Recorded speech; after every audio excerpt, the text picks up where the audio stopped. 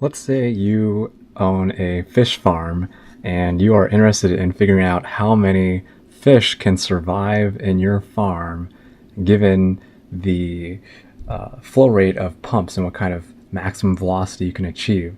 And this might seem like a bit of a corny example, but it is a good problem to be able to evaluate to fundamentally understand mass transfer in two dimensions.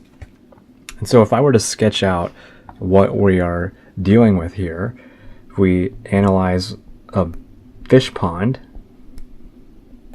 something that looks a bit like this, and I'm going to define an axis. This will be x, this axis will be y, and that axis will be z. Our fish pond will have some width w, a depth of h, and a length of L.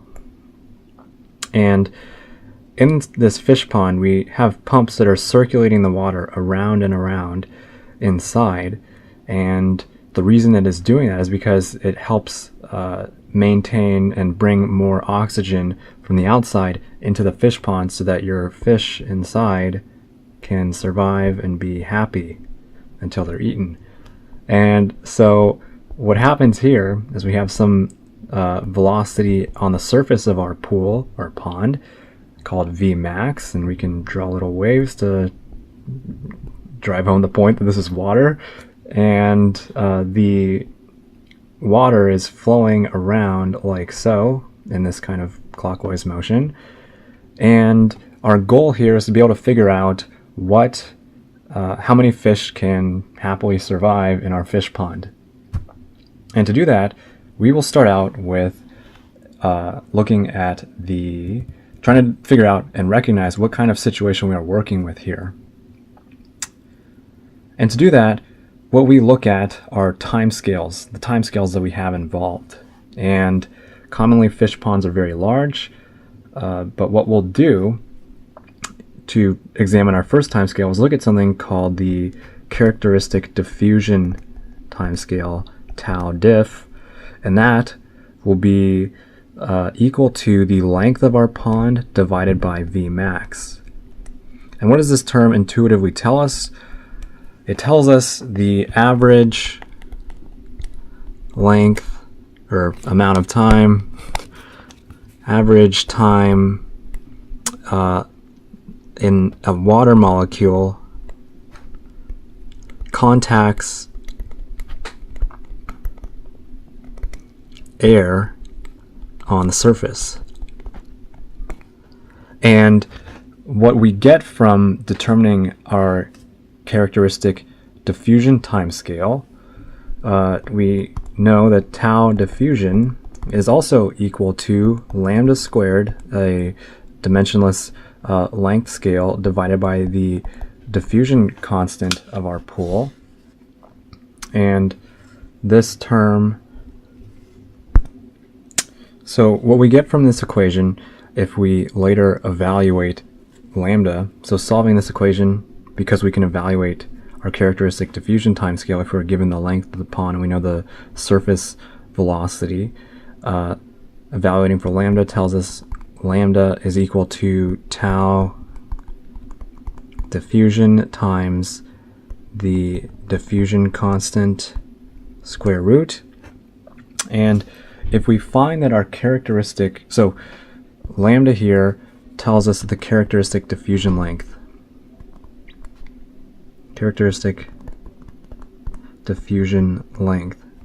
So if lambda is much less than h, the depth of our pond, this is now considered a semi-infinite diffusion problem. And knowing this piece of information will come in handy later on because it will allow us to invoke something referred to as the error function, or ERF, in our equations. So with that out of the way, the next step is to analyze the actual diffusion that's going on here. And what we will note is if we analyze diffusion of A, so A in this case will be oxygen in the atmosphere diffusing into our pond.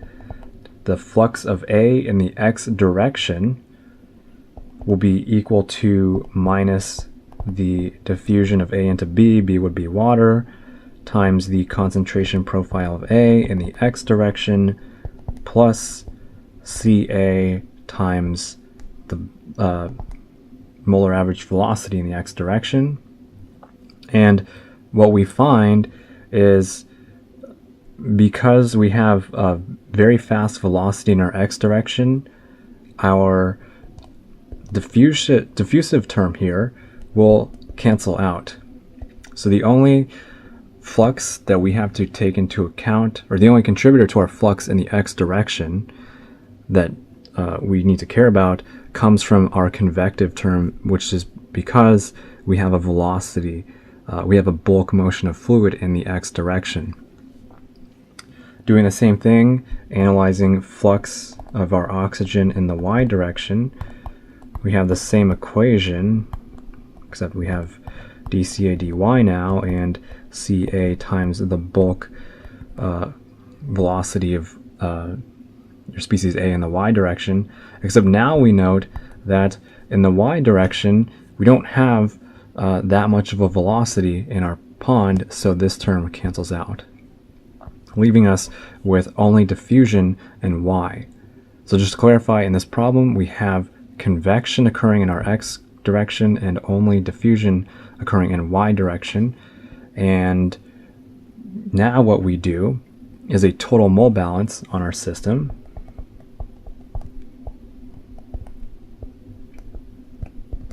And this tells us, as we've derived previously, that the divergence of the flux vector plus the rate of change of concentration of A with respect to time in our control volume, which in this case is our pond, minus the rate of reaction of A, must be equal to 0. And what we will note at this point is that we can cancel out this term because we are operating at steady state. And then we will also assume that oxygen is not reacting within the pond. We are only concerned with how quickly it can diffuse into our pond. So we will cancel this term out. And the next step here is to analyze this first term.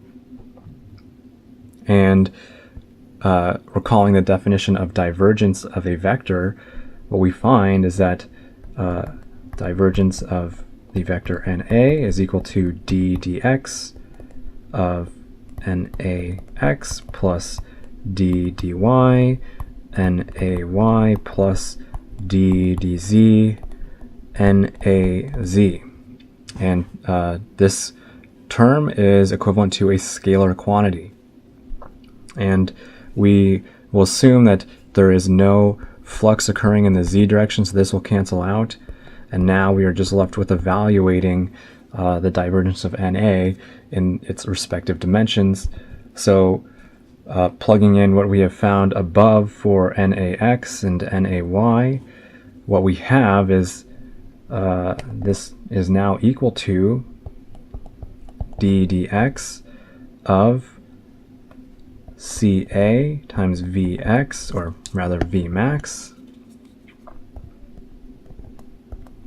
plus d dy of, and then in the y direction we had only diffusion to take into account, dCA dy. And what you'll note is that Vmax and the diffusion coefficient are independent of these x and y, so we can pull out these terms, and what we are left with,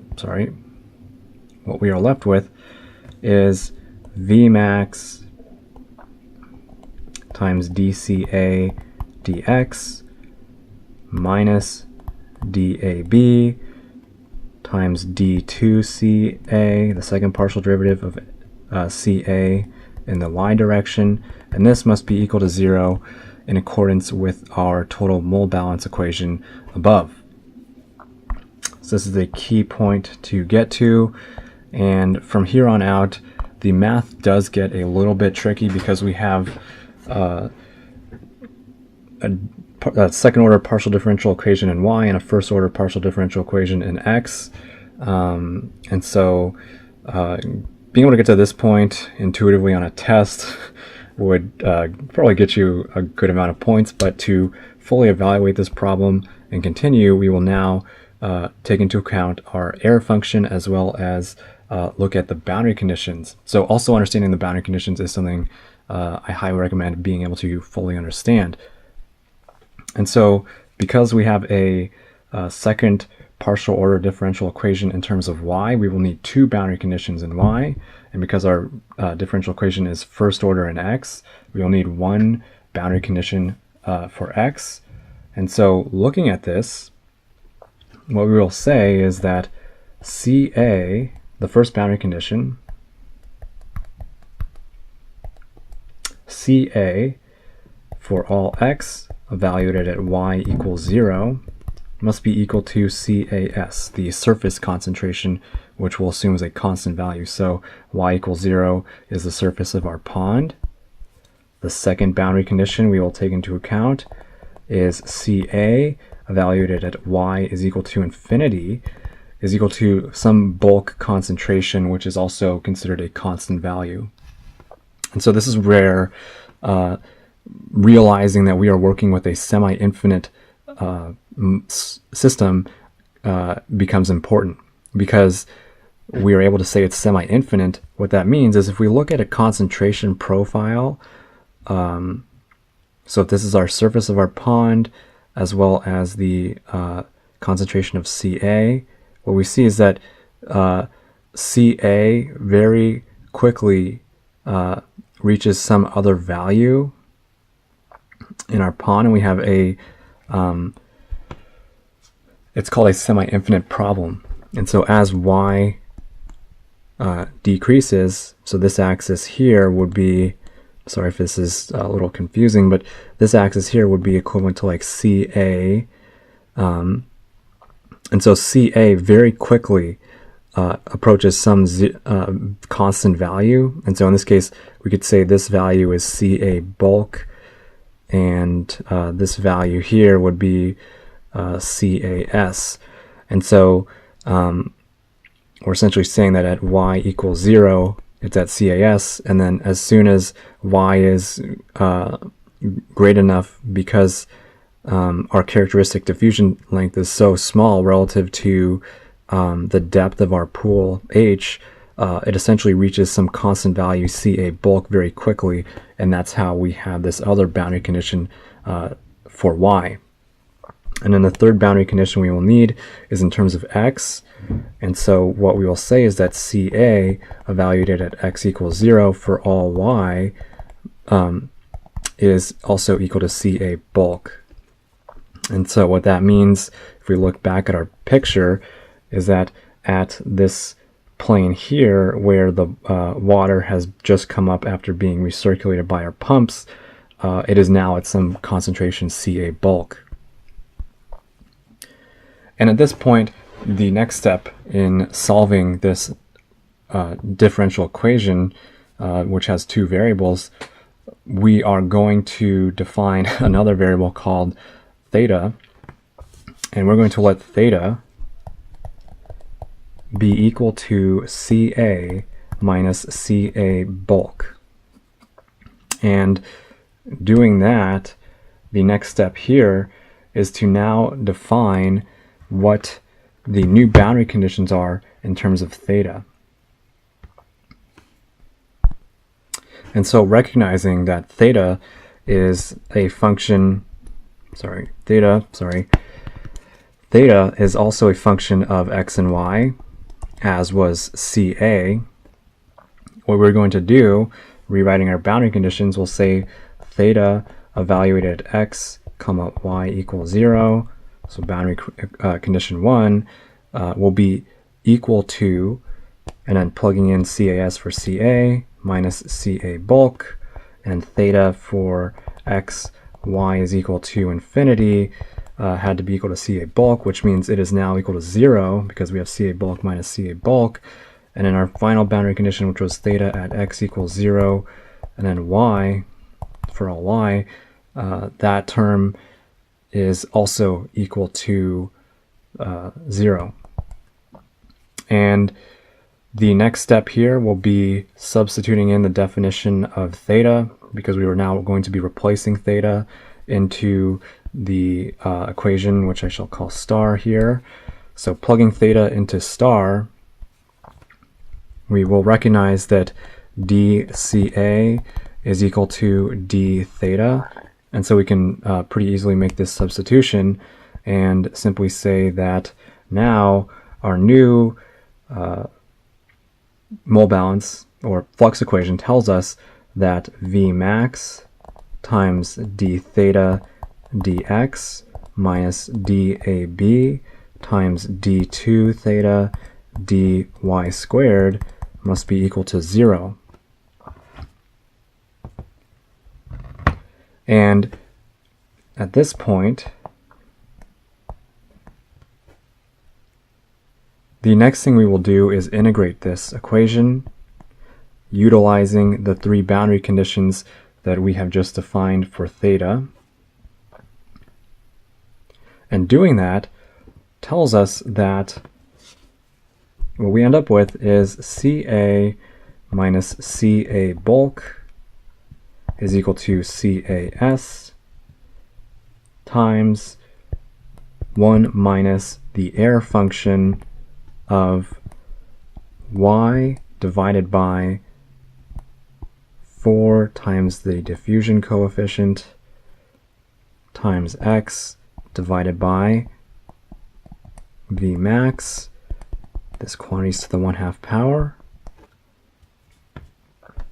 And for the sake of brevity, what we'll do is we'll define a variable called phi, and we will let that be equal to, sorry, having a hard time here. We will let phi be equal to what's inside of our air function, which is y over the quantity 4 dAB times x over V max to the 1/2 power.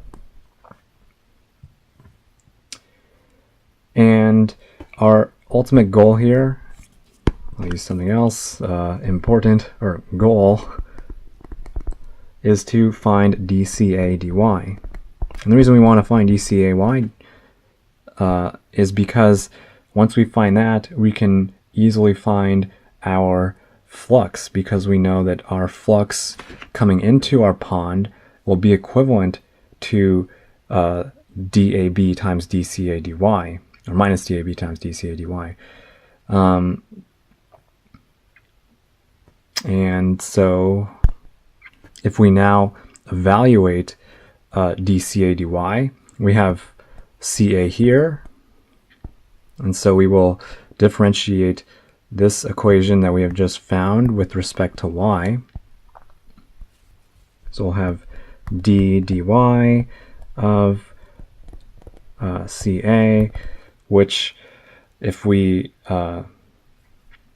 fully evaluate this, we're going to have some terms that we can cancel out because they are independent of y. We'll have CAS, so I am multiplying this through CAS minus CAS times the air function of phi, as well as plus CA bulk. CA bulk is a constant quantity. CAS is also a constant quantity. So what we really have is d dy of minus CAS times the air function of phi. And at this point, we can also pull out the minus CAS. And a definition, a mathematical definition of the air function when we take the derivative of it, tells us that for a generic air function, if we had d dx of the air function multiplied by some constant alpha, or some variable that is independent of x times x, taking the derivative of this tells us that it is equivalent to 2 times alpha divided by the square root of pi times the exponent of minus the exponent of alpha x quantity squared. And in this case, we can think of alpha as phi in this equation here. And after we apply and do some more calculus, what we ultimately will find is that dCA dy will be equivalent to 2 divided by the square root of pi times 2 times the surface concentration of A times the integral from x equals 0 to x equals L on our pond times 4 dAB divided by V max. And this quantity is to the minus 1/2 power, so this is the negative square root of phi, and then times x to the minus 1/2 power dx. And we will have numerical values for CAS, dAB, V max, and then we can pretty easily evaluate this integral. What we would then get is a numerical value for the concentration gradient of CA in the y direction. And with that value, what we would ultimately be able to find is the flux, because we would be able to say that NA in the y direction, the number of moles of oxygen that are entering our pond in the y direction, is equivalent to and this is a little bit out of order, but it's the concentration profile that we just derived, and then times the diffusion coefficient dAB. And so if we wanted to now at this point find the total number of moles of oxygen that are coming into our pond to get an idea of how many fish can live in this pond, the next step would be to multiply this by an area to get a total number of moles of O2 per time, and the area that we would multiply our flux by would be the length times the width of the pool, so L times W. So NAY times LW is equal to the total number of moles per time that can enter our pond. And if we knew how many moles of O2 each fish needed to survive, we could now tell someone how many fish can survive in our pond. And I hope you guys found this useful. Error functions do get a little bit tricky and they can be a bit tedious to understand, but usually in introductory chemical engineering classes, if you are just able to set up the equations and understand the boundary conditions, that is usually good enough. But I hope you guys found this useful. Let me know if you have any questions, and thanks.